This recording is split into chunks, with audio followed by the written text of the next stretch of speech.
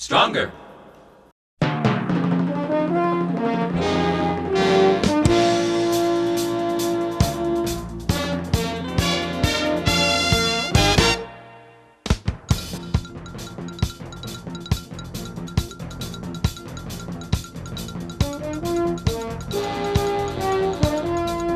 Hello and welcome to News View. I'm Michael Badger, and tonight we start off with WICD TV, Channel 15 in Champaign, Illinois, says in Urbana, police are asking for your help finding a person or persons who set fires at an apartment complex. The latest was Monday. The blazes were at the same spot of a stairwell building at Building 500 at 908 North Broadway Avenue, Urbana. Damage is minimal and contained to carpet on the steps.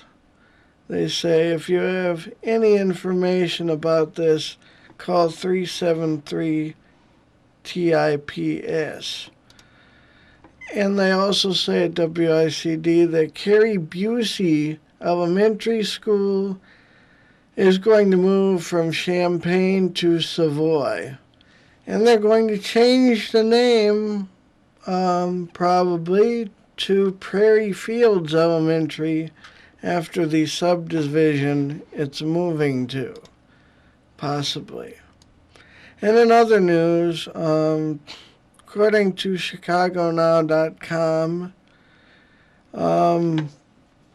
Bambanek has remarked on the loss of Caterpillar in Illinois. From his campaign for state senate in the 52nd district, he says, quote, Illinois' loss of Caterpillar Inc., North American plant, is another blow to the economy and jobs due to state regulation, taxation, and litigation, they say. And Republican candidate for the 52nd District State Senate seat, John Bambanek, released a statement today saying, quote, this marks the continuation of a sad chapter in Illinois government. Caterpillar Inc.'s decision is yet another example of Governor Quinn and the Democrats' discouragement of job creators from establishing businesses in Illinois through taxation, regulation, and litigation, says Bambanek.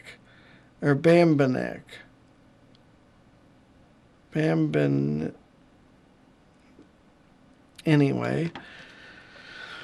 He's running for Illinois Senate. And in other news, according to GazetteExtra.com, Bruce Weber, Illinois Fighting Illini basketball coach for the men's team, Weber's job could be in jeopardy, they say, if the Illini struggles continue. Mike Thomas has been athletic director at Illinois for 5 very busy months, it says. He fired football coach Ron Zook 3 months after being hired. That is, after he was hired, not Ron Zook. And then he hired Zook's replacement, Tim Beckman.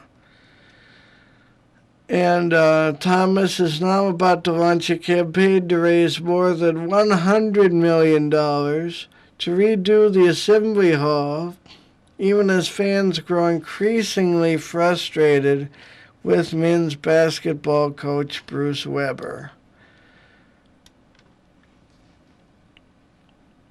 A fan shouted at the ninth-year coach after a recent home loss, quote, pack your bags, Weber, unquote. The Illini have lost 6 of their last 7 games to cement themselves in the middle of the 12-team Big Ten, and that has many fans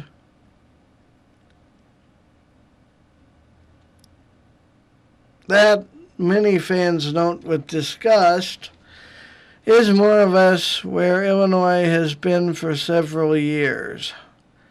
Now, Thomas won't say whether he plans to fire Weber, but much like he said when fans called for Zook's job last fall, Thomas said he usually evaluates his coaches at the end of the season. And that's what he plans to do with Weber. We'll see. You can see more about that at GazetteExtra.com's sports section.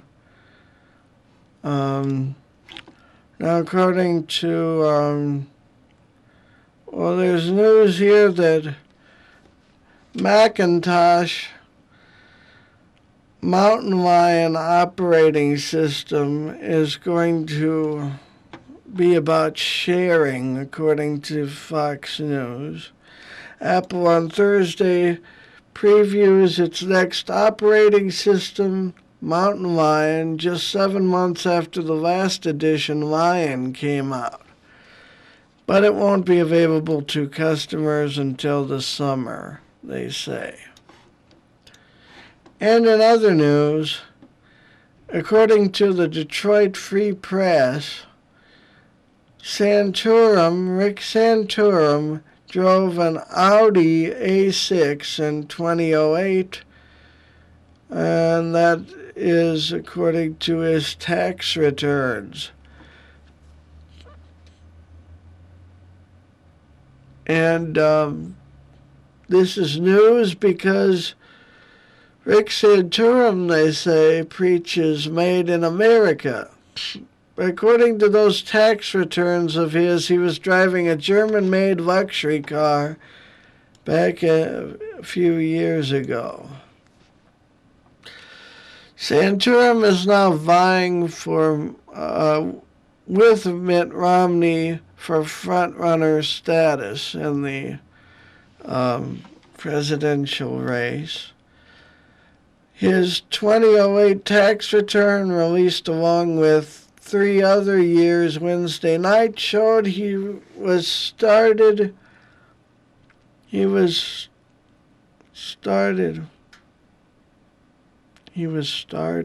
wrote this? He was driving an Audi A6. I think they meant stated. And that year, it was part of his consulting business, which put nearly 12,000 miles on the car. He claimed $241 in depreciation on his assets that year, too. This according to the website Politico, which posted the tax returns Wednesday evening. An Audi A6, which is manufactured in Germany, was listed for $42,950 in 2008. During the Iowa caucuses, Santorum, who was a former senator from Pennsylvania, drew attention as he crossed the state in 2006. In a 2006 Dodge Ram pickup belonging to a campaign aide, and dubbed the Chuck Truck for aide Chuck Laudner, as was reported by the website AutoGuide.com earlier this year. And, quote, whether or not it was intentional, the Dodge Ram has become a symbol for Santorum to prove that he's hardworking and has spent the time to travel across the state, unquote. And in other news, we'll take a break now, then we'll go into other news here on NewsView. Stay tuned for more news and the weather on NewsView for South Central Illinois.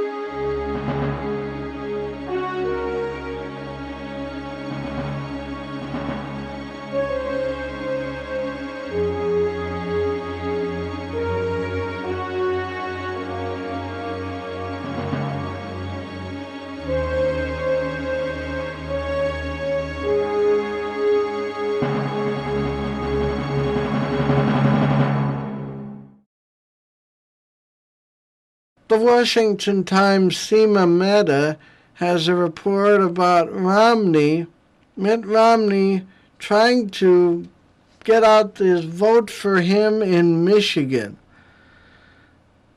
which is his home state. And what is Mitt Romney's fate in Michigan? And are voters going to vote for Mitt Romney in Michigan?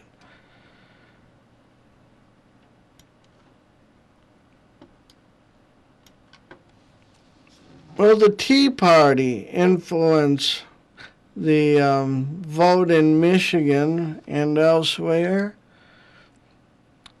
I'm not reading the story because I don't really think it's... Well, anyway, Mitt Romney is working hard in Michigan, and here in the story it says that Michigan's February 28th primary, where 30 delegates are at stake, this could give Rick Santorum... Rick Santorum is surging there, so maybe Santorum will. I don't know what's going to happen. Some people are saying Newt Gingrich should drop out of the race altogether. And CNN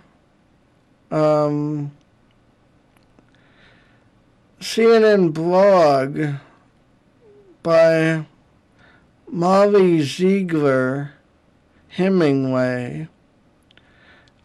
She says the media only told the public half of the political story, in her opinion, on the Planned Parenthood versus Susan G. Komen Foundation.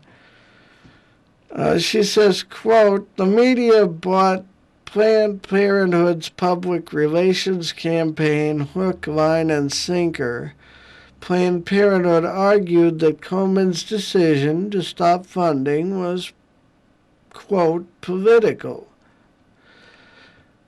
This was the way most media outlets framed the entire story. But logic dictates that it's not more political to stop funding Planned Parenthood than it is to keep funding it. She also goes on to say that we're talking about the country's largest abortion provider, an organization that performs 330,000 abortions a year. She also says, quote, media outlets certainly captured the outrage of Planned Parenthood supporters, which led to most newscasts and articles. But was it an accurate reflection of how everyone reacted to the news? She says hardly. To explain, she says Komen had a serious fundraising problem due to its engagement with Planned Parenthood. Though its grants to the organization were around $600,000 a year, a relatively small snippet of each other's group's budget, the relationship kept many people who oppose abortion from donating.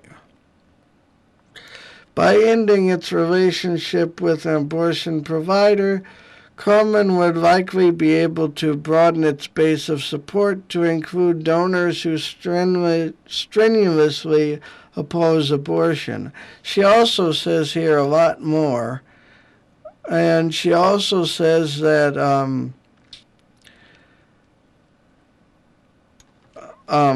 half the country is pro-abortion, and the other half of the country isn't pro-abortion.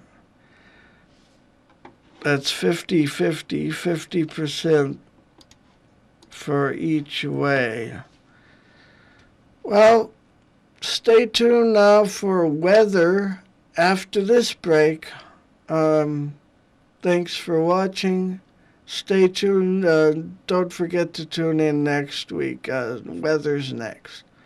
This is Michael Badger with your Newsview weather forecast for the weekend. Friday night, tonight, a low temperature of 31 degrees Fahrenheit under partly cloudy skies. And for your Saturday, a high of 41 degrees and partly sunny. Saturday night, 25 degrees for your low and partly cloudy. Sunday, 34 degrees Fahrenheit and sunny. And Sunday night, 26 degrees Fahrenheit under mostly clear skies. This has been your Newsview forecast for Friday, February 17th, 2012. Thanks for watching Newsview.